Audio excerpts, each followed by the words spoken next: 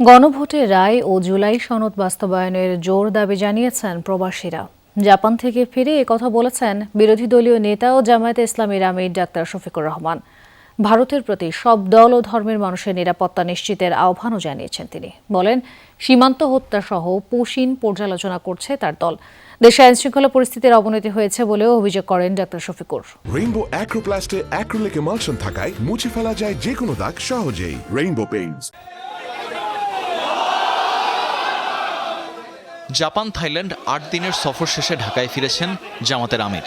বিমানবন্দরে সাংবাদিকদের তিনি জাপান সফরের বিভিন্ন দিক তুলে ধরেন। জানান, দেশে ক্যান্সার ইনস্টিটিউট ও হাসপাতাল করতে জাপানকে অনুরোধ জানালে তারা ইতিবাচক সাড়া দিয়েছে। জাপান বাংলাদেশকে নিয়ে অনেক চিন্তা করে। তারা একটা কথা বলেছে যে বর্তমান সংসদটা অতীতের গতানুগতিক সংসদের একটু ব্যতিক্রম আমাদের কাছে মনে হচ্ছে।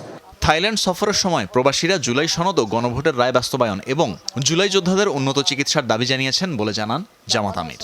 আমরা প্রবাসীদের সাথে যখন বসেছি, তারা বলেছে আমাদের অনেক প্রবলেম আছে, কিন্তু আমাদের একটা দাবি খুবই জোরালো, এটা হলো গণভোটের রায় যেন বাস্তবায়ন হয়। যখন দেখতে গেলাম আজকে আহতদেরকে, পঙ্গুদেরকে, এরা গলায় জড়াইয়ে ধরে বলল গণভোটের রায় আর জুলাই সনদ দুইটা যেন অক্ষরে বাস্তবায়ন হয়। কোনো ফাঁকিঝুঁকি চলবে না, সব কিছু আমাদের প্রত্যাশার আলোকে হতে হবে।